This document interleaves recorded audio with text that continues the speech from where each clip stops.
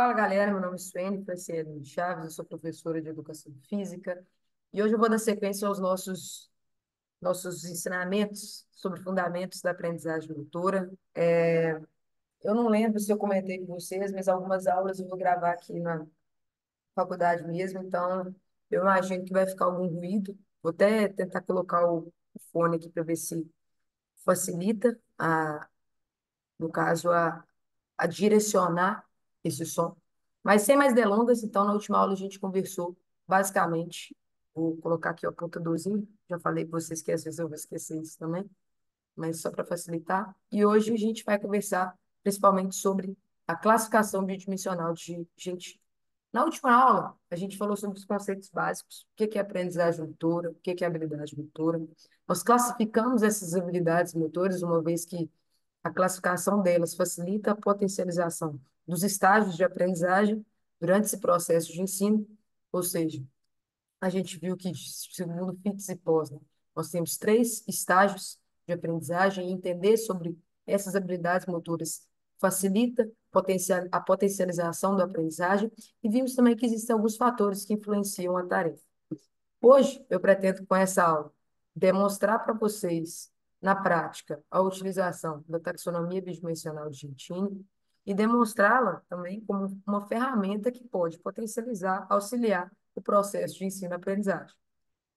Então, já vou até puxar aqui porque a classificação bidimensional de Gentili, ela é um modo, então, de identificar em qual fase do processo de aprendizagem aquele indivíduo se encontra. Portanto, o professor, por meio dela, pode identificar as dificuldades do aluno e propor soluções para tentar auxiliá-lo de acordo com o estágio de aprendizagem que aquele aluno se encontra. Ou seja, o famoso eu não vou cobrar mais do que aquela pessoa consegue me oferecer naquele momento. Porque não adianta essa pessoa estar, por exemplo, dentro dessa classificação lá no estágio 2 e eu querer cobrar que ela faça o que uma pessoa que só estaria no estágio 16 consegue me entregar. Dessa forma, eu tenho uma chance de gerar uma frustração com relação àquela prática. Então, é importante que a gente saiba quais são os processos de ensino-aprendizagem, até para facilitar e evitar momentos de frustração naquela pessoa. Então, a utilização dessa ferramenta vai ser principalmente para potencializar a habilidade motora, ou seja, sugar tudo que for possível naquele momento para que aquela pessoa possa se desenvolver da melhor forma.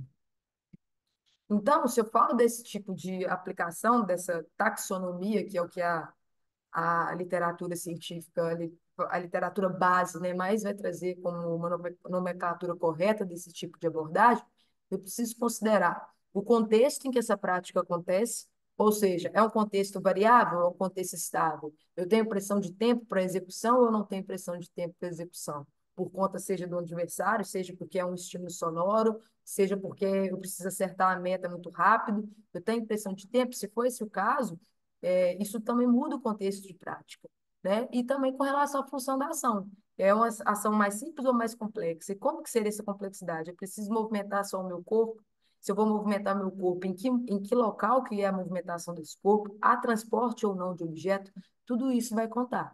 Então, aqui, nós vamos ter um quadro, que é o quadro básico dessa taxonomia bidimensional de Gentini, e bidimensional porque ela vai considerar essas duas dimensões. Aqui no eixo X, né, na parte horizontal, a função da ação, se há transporte corporal ou a manipulação de objeto, e aqui no eixo Y, ou mais, de uma forma mais simples, na parte vertical, o contexto ambiental. Se é um contexto que ele tem essa pressão de tempo, se não tem, no caso, um contexto estacionário, ou se há uma variabilidade nesse contexto também. E dessa forma, nós vamos ter classificações que vão desde o número 1 até o número 16, ou seja, desde um local onde não há transporte corporal, não há manipulação de objeto, não tem variabilidade no contexto e não tem regulação do tempo para execução da atividade, até o momento em que eu vou ter todos esses conceitos alterados. Então, vai ter pressão de tempo, vai ter variabilidade desse ambiente, vai ter transporte corporal e manipulação de objeto, que é a prática que a gente chamaria, seria esse essa performance habilidosa, né? Alcançar esse momento de uma performance habilidosa. Então, aqui eu vou mostrar um exemplo prático para vocês, para que não fique tão difícil o entendimento do que seria isso dentro do processo de ensino-aprendizagem. E nós vamos considerar a atividade como se fosse a condução de bola. no contexto do futsal, por exemplo. Como que seria um processo pedagógico adequado para o ensino da condição de bola de acordo com a taxonomia bidimensional de Gentili, tá? Então, aqui nessa primeira linha, nós vamos ter as condições regulatórias estacionárias, ou seja, não há pressão de tempo e não há variabilidade. O que vai modificar no caso, a função da ação, né? Se haverá ou não transporte do corpo e se haverá manipulação do objeto. Então, no primeiro momento, não há transporte do corpo, e nem manipulação do objeto, nem a pressão de tempo, e nem variabilidade do contexto. Portanto, um exemplo é manter em pé, é manter o equilíbrio em pé naquele local que o sujeito está, parado. Porque se essa pessoa não conseguir se manter em pé, ou seja, a capacidade física básica, que é o equilíbrio, ela não vai conseguir manipular um objeto. Então, dessa primeira questão, parte-se desse princípio, né? Do equilíbrio. Então, essa seria a primeira classificação. Já no segundo, no ponto 2 dessa classificação bidimensional de Gentili, nós consideramos que haverá manipulação de objeto, mas não haverá manipulação do corpo. Então, a pessoa vai manipular a bola parado. Você entrega a bola para esse sujeito e fala assim, olha, você pode manipular ela da forma que você bem entender, parado. Você só não pode movimentar. Mantenha o controle dela parado. Já na terceira classificação, há o transporte do corpo, mas não há o transporte do objeto. Então, você reforça aquele gesto motor. Você fala com a pessoa, olha, você vai executar como se estivesse conduzindo a bola. Então, tem movimentação do seu corpo, mas não tem a bola. Então, não vai ter a bola para o sujeito poder movimentar. E, no fim, sem essa variabilidade de tempo, ou seja, todas essas atividades aqui é na hora que a pessoa se sentir confortável para executar, não tem variabilidade do contexto, ou seja, nada vai modificar aquela ação, não tem estímulo externo, mas nesse caso aqui, no quarto ponto, há o transporte do corpo e a manipulação do objeto. Então, você entrega a bola e fala assim, olha, você pode movimentar por toda essa quadra, o local que você quiser, você pode se movimentar conduzindo essa bola, sempre com o mesmo peso. Então, não tem variabilidade, porque por isso, você vai sempre conduzir ela da mesma maneira pela quadra. Já aqui na segunda linha, as mesmas condições de modificação da função da tarefa, mas a gente tem uma modificação no contexto, porque agora continua a não ter a exigência de tempo, mas passa a ter a variabilidade do contexto. Então, sem transporte do corpo, sem manipulação do objeto nessas condições, o seu aluno visualizar alguém realizar a condução de bola com diferentes membros estando parado. Então, você pede todo mundo para observar e aí alguém vai demonstrar a condução de bola. Então, esse seria o sexto ponto da classificação bidimensional de Gentili.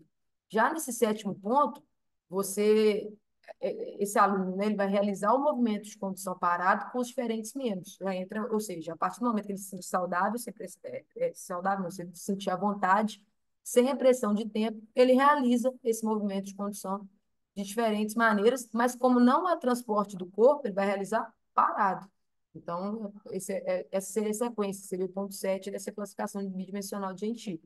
Já, o ponto 6, perdão. Já no ponto 7 aqui, esse sujeito vai executar o movimento de condução sem a bola, porque não tem manipulação do objeto com ambos os membros, mas tem a movimentação corporal no sentido de executar o gesto. Tá? Então, ele vai executar esse gesto como se estivesse conduzindo a bola, mas sem a bola nesse segundo momento. E, para fechar, com a variabilidade do ambiente, sem pressão de tempo, quando ele se sentir confortável para realizar, você vai entregar a bola e falar assim, olha, pode movimentar-se livremente pela quadra, mas agora você pode utilizar ambos os pés para poder realizar essa movimentação. Então, nesses primeiros pontos aqui, notem que não há pressão de tempo. Essa pessoa não tem pressão de tempo, ela pode realizar quando se sentir confortável. A partir desse oitavo ponto, a pressão de tempo ela já se modifica. Por quê? Porque você vai gerar, vai trazer essa habilidade motora para dentro de um contexto de prática. Então, agora, haverá uma pressão de tempo, porque você vai determinar um determinado objetivo daquela atividade dentro de um contexto prático. Então, no primeiro momento, não há transporte do corpo nem manipulação de objeto, não há variabilidade do contexto, mas há pressão de tempo. Então, você vai observar alguém conduzindo a bola até de um ponto ao outro o mais rápido possível com a mesma perna. Então, se você não observar aquela pessoa movimentando, realizando essa condução a partir do apito, por exemplo, que é o estímulo de tempo, essa pessoa tem um tempo para sair de um lugar e vir para o outro. E se você não observá-la dentro desse contexto, que é de um ponto a outro, você não consegue identificar o que é a prática que será executada a seguir. Então, aqui nós já temos a pressão de tempo. Então, continuando nessa ideia, né? Agora só haverá a manipulação de objeto aqui no ponto 10 da classificação da taxonomia bidimensional de Gentili. Ou seja, o sujeito vai realizar parado um número determinado de movimentos de condução com a bola com a mesma perna. Ou seja, não tem variabilidade do contexto, tem a manipulação do objeto, mas esse sujeito está parado, então não tem movimentação do corpo, e você tem um determinado número de movimentos que você precisa realizar em determinado tempo. Então, você tem a pressão de ter que realizar aquele movimento a partir daquele momento, e o maior número que você conseguir de movimentos de condução com aquela bola. Já no ponto 11, aqui da taxonomia, haverá somente o transporte do corpo. Então, realizar deslocando um número determinado de movimentos de condução de bola sem a bola com a mesma perna.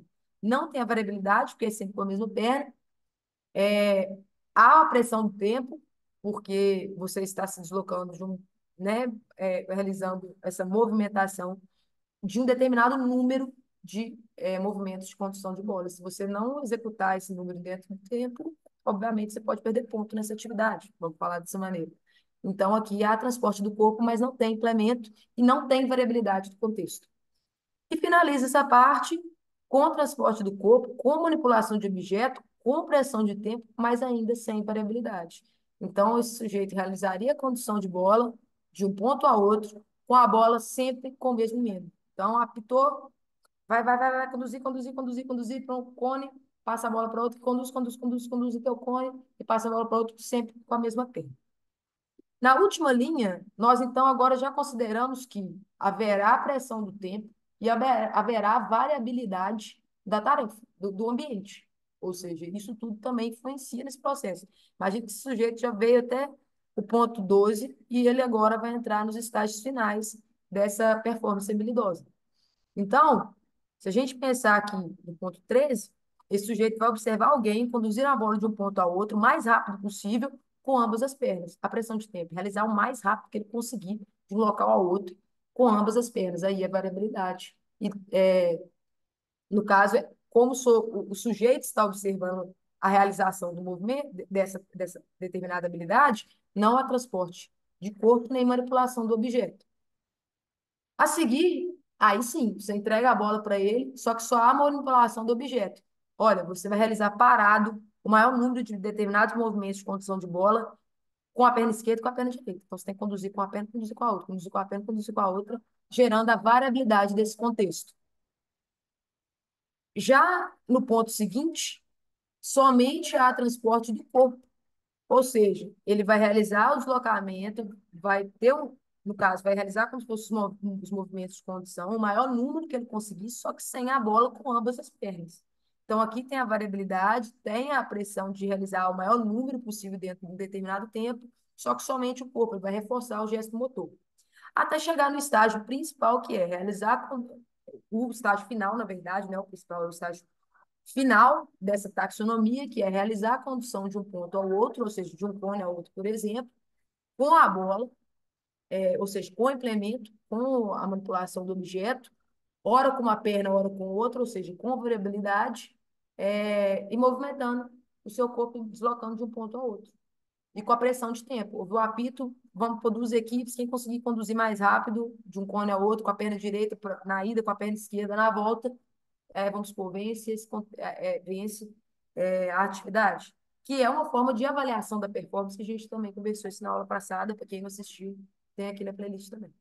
Então, eu acho que é importante vocês conseguirem observar nesse contexto a utilização prática dessa taxonomia bidimensional de Gentili, como que o processo de ensino-aprendizagem, a gente pode aproveitar dessa classificação para utilizar no nosso processo pedagógico, para que essa criança, esse adolescente, essa pessoa que eu estou ensinando, né, que nada, a idade é só só o que eu estou comentando aqui, porque geralmente a gente vai ensinar no contexto escolar para essas pessoas, mas pode ser também para alguém que iniciou uma habilidade motora nova.